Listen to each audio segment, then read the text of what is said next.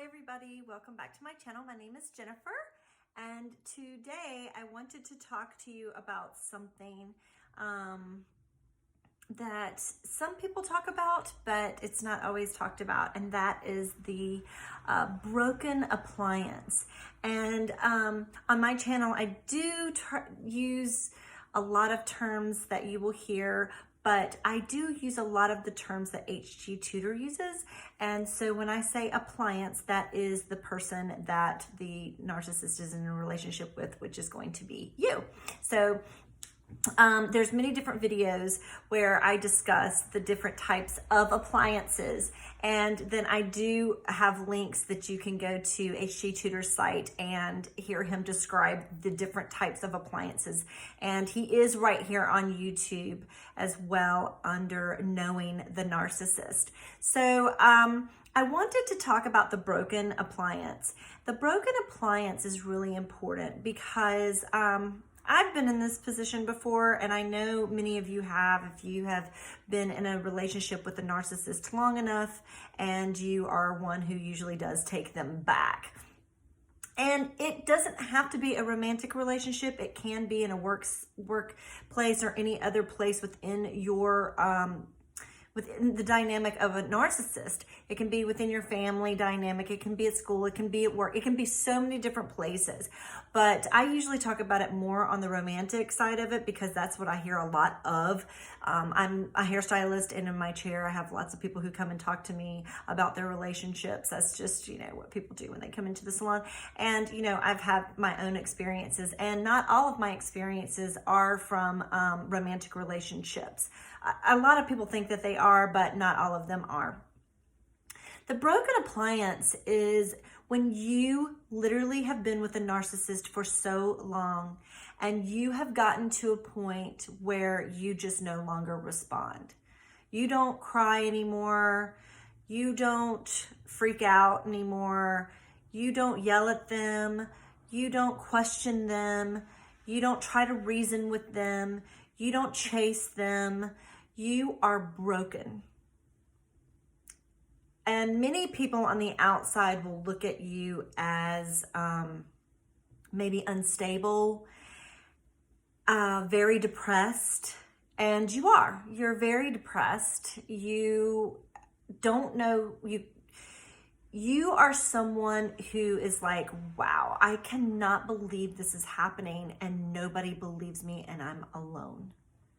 And you're exhausted. You do not sleep. You are someone who has been awake. You've been so anxiety ridden. So much has been happening that you've literally gotten no sleep for long periods of time. You are definitely,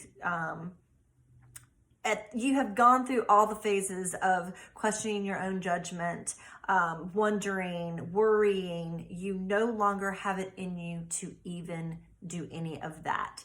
It has come to the point when you're not reacting at all and you've basically become numb. It's your body's way of saying it needs rest and it needs to basically recharge. And that way you can start to think a little bit more clearly. But you're just so beaten down and exhausted. You're tired of trying to make people hear you. You're tired of trying to explain yourself or explain the crazy situation. And, you understand that it was a little crazy but they don't, because they weren't in it and seeing it every day and they're getting maybe the story of the narcissist, and maybe you were the one that was really emotional and the narcissist exploited that and knew to just keep calm and cool. And so you're just like, it's not, I can't talk to anybody. I have nowhere to go. I just don't want to be around anybody, and I don't even want to talk anymore. You don't care about watching TV, nothing. You're just broken. A narcissist doesn't necessarily want you completely broken. And HG Tutor talks about this on his site. They do need you for narcissistic supply. And if you are someone who was great narcissistic supply for them, they keep you around for years. for a very long time until you are replaced or put on a shelf.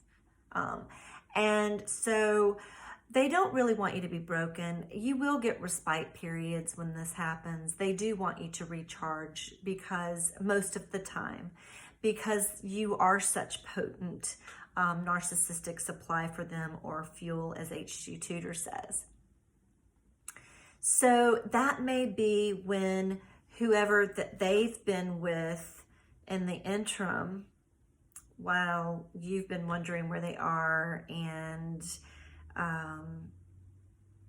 wondering why they're treating you bad, while you're being devalued. All during and it can, as time goes on with the narcissist, the devaluation gets worse and worse and worse. It starts off kind of slight, and then it gets so bad to a point where you feel like worthless. And it's really hard to explain this to someone, but it's something that happens over time, where this person is just sliding things into your mind little by little over time. And then there's doing these things to you, taking from you, and punishing you for long periods of time. And sometimes you don't understand why you're even being punished, and you're just like trying to contact them, trying to figure it out and trying to fix it, because we are fixers. And they know that, and they count on that. It makes them feel really good. Look, I'm over here and this person wants me, and look over there, this person is crying and broken because of me, and they're trying to contact me because I'm so powerful. Look how I can puppet so many people, and so when the time comes that you're so broken, if you have been really good supply for them, that is when you may get a respite period, and they come back in and they start to devalue the other person, and then they come back into you and they give you that respite period. And they may say things like, oh, come on, everything's going to be okay. Don't worry about it. I love you. They may say all the things that you've ever wanted to hear from them, because they know they've screwed up so badly. At this point, they're like, gosh, I didn't want to actually break her. And so they'll come in and say and do things to make you feel extra special, so that you don't really think about what's really been happening. It's like, I just want it to stop. I just need this to stop. I just need to feel okay again. And they know that. And they know if they come back in and do that, that it will revive you a little bit, and hopefully a lot, and recharge you again. And once they get you right back in again, then you will come back into devaluation, which is crushing. So you might get a good month. I would say a month, like a really good month, sometimes 3 months. And the devaluation will always come, and you will feel it and know it that it's coming, but pray that it doesn't. And you're trying to work really hard to be good supply. You don't realize that's what you're doing, as far as words of being like you're an appliance and supply for someone, but instinctively if I'm just, I just want to be happy when I walk in the house. I always want them to see me happy. I never want them to see me upset. I don't want them to see me mad. I don't want to question them. You're trying to be the best that you can. You're trying to be perfect, and you cannot be perfect. And to hold up that facade for you is something that they have created, and you've taken on and been conditioned to do, which in an insidious way is you taking on some of their traits and having that false facade, because you are trying so hard to be everything that they want you to be, but you never know what that is from 1 hour to the next, 1 day to the next. And there's always new supply coming in and out. And it just depends on so many different factors within a day of a narcissist, and you never know what that's going to be. It is extremely frustrating. But they don't really want you to be broken, so they will come back in and try to revive you. If you get completely broken, where you need to maybe even go into a psychiatric ward or something like that, or you get so depressed that you can't come out of it for long periods of time, you might be discarded for a really long period of time. They may never come back. or they may come back, but it could be years before they hoover back in. And a hoover is something that is when a narcissist comes back and they try to get you back into the romantic, or doesn't have to be romantic, but back into the relationship again. And and they do it because a narcissistic person who would want you to get back into a relationship of any kind with them again is because they know that they want you for supply, and then you will be devalued and discarded, and the game will continue to play. If you're somebody who wants to, a healthier person may want to revise a relationship with someone in a healthier way. But if you're dealing with a narcissist, it's not going to be resolved in a healthy manner. And so they may hoover back in. It could take years before that happens. And a hoover doesn't necessarily mean that they actually physically try to see you for that supply. They can hoover you without you even knowing it. And that is through social media, or driving by your home or your work, or trying to see you from afar, that kind of thing. But a narcissistic person will try to hoover. And, we're all kind of curious a lot of times about our exes. This is a little bit different, and I'm not going to really get into hoovering tonight, but it is something that I will talk about more on this channel. So if you are a broken appliance, and you are severely broken, you are giving the narcissist nothing anymore, and you just don't even have it in you to anymore, and they can't even do anything to get you to respond because you have just become despondent. They will either give you that respite period, which you can get lots of times in a relationship, or they will discard you altogether. So remember, you are a toy or an appliance to a narcissist. There are different types of narcissists, and I would say that the malignant narcissist is the worst narcissist to actually be involved with, and I will talk about that at some other time. But there are different types, and some people you're dealing with, they might not be a narcissist, but they may have very high narcissistic traits, and high narcissistic traits can still be abusive if they are using these tactics and doing it in a pattern all the time with you. It's very unhealthy. It's toxic.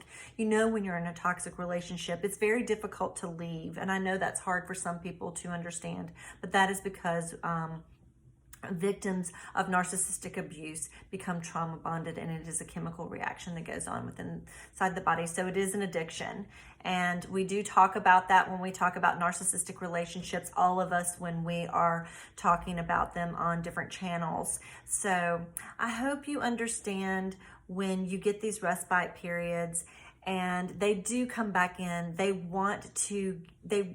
want you to break.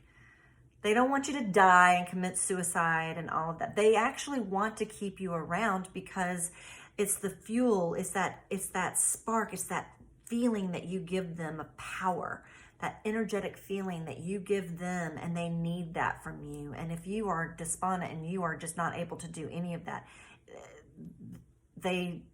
what use are you to them? And if you've been high narcissistic fuel or narcissistic supply for someone, I promise you, they don't want to lose that from you. They may go away for a while and get a lot of high potent narcissistic fuel from someone else. But if you've been very high potent fuel for them, they will come back around. But understand that it isn't always because they want your positive supply or fuel. Sometimes they just want to be mean to you and get that negative fuel from you because they are getting the positive fuel somewhere else, but they're okay with getting that negative fuel from you. Everybody has a purpose in a narcissistic person's life. They need to be relevant. They need to be talked about. They need to have you feeling things for them. In their mind, even when they aren't with you.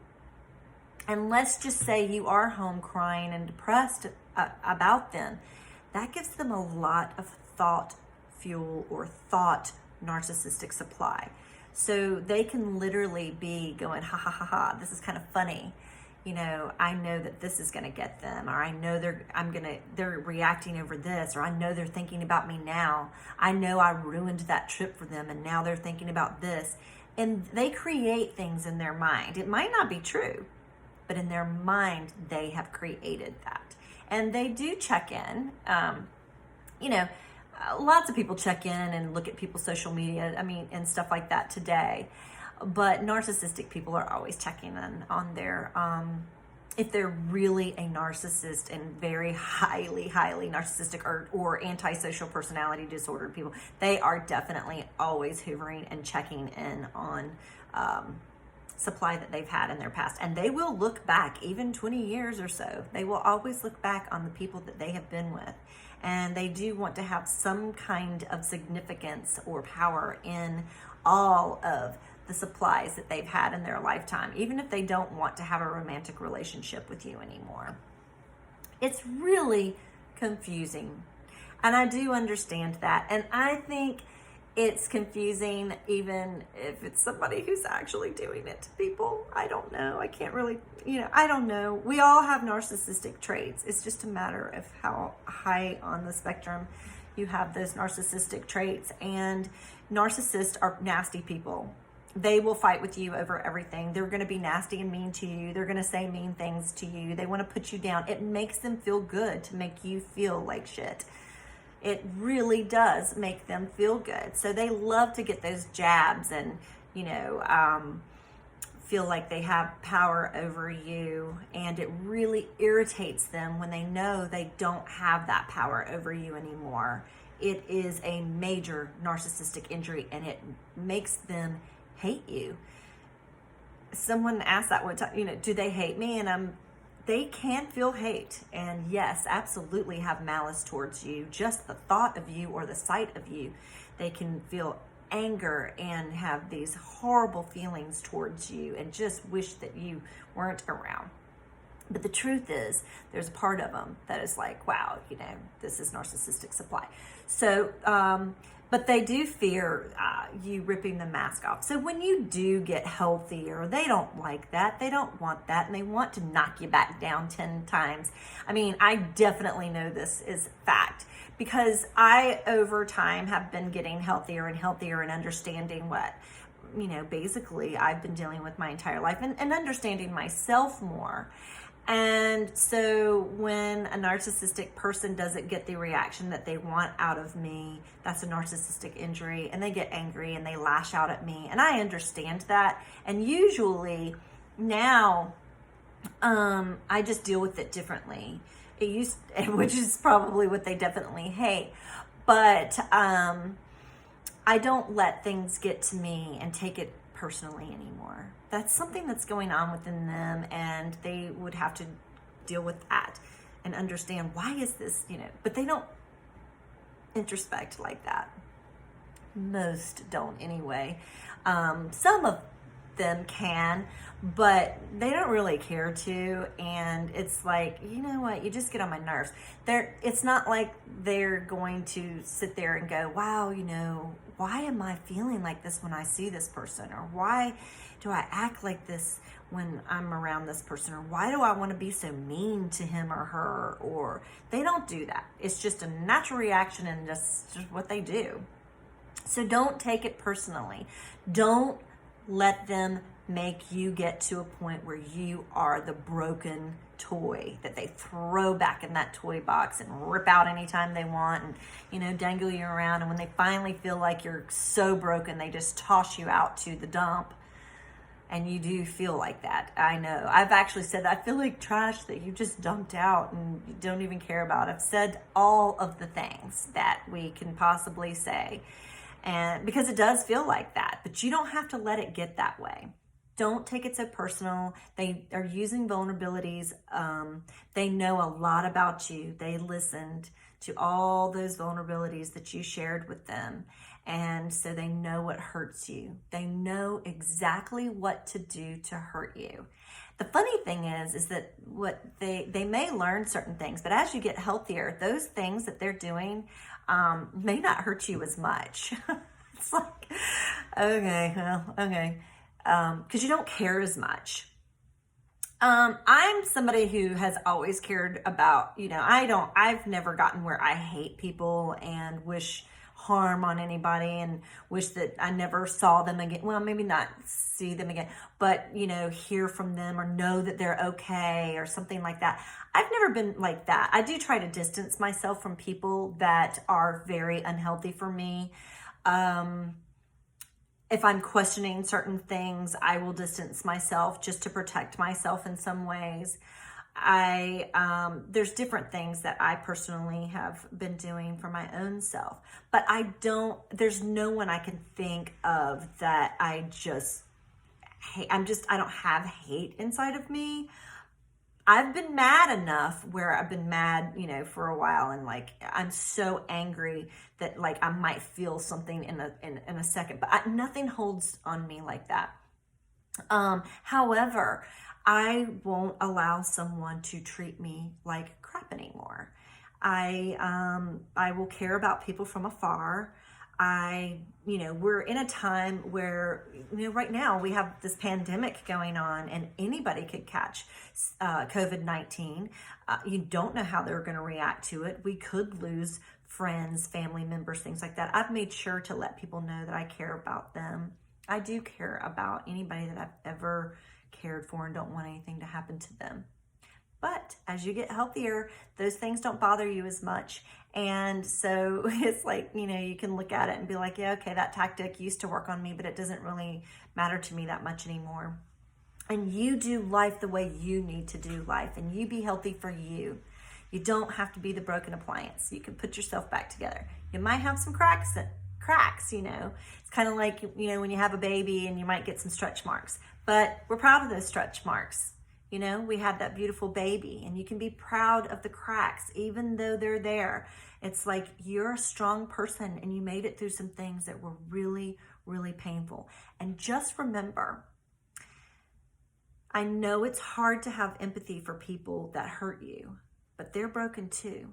They've been through a lot in their lifetimes too. And they don't like to show those vulnerable sides. And it doesn't mean that it's okay that they did these horrible things to hurt you. It doesn't. But they have work to do on themselves too. And we know what it's like to be abused and hurt. So I personally have empathy for those people and pray for those people, even though they don't want that and, don't pray for me, that kind of thing. I do anyway, and they know that. So you don't have to be that broken appliance. You put yourself back together. You smile again, and you do what makes you happy. And you will eventually find what your purpose in life is, and it might be talking about narcissism or even domestic violence. It might be something that you're out there helping other people with. You'll have that gift. Sometimes we don't understand why we go through certain things, but depending on what you believe in, I promise you, we have been led in a direction for a reason. And sometimes it hurts going through it, but we come out on the other side. You can with support. World Narcissistic Abuse Awareness Day is June the 1st. I will go live on my Facebook page on that day. I plan to go live at 4 p.m. And I do this every year. This will be my 4th year. I'm proud to talk about narcissistic abuse. I'm proud to talk about codependency. I really am. It's been a growing experience for me, and I'm still growing. And I'm loving meeting other people that I'm bonding with. And I love the fact that something I may say might help save somebody else. Doesn't matter who you are. It could be the narcissist. Whether you're the codependent or the narcissist, I promise you, I do care about you. And I hope that it does make a difference. Until next time, see ya.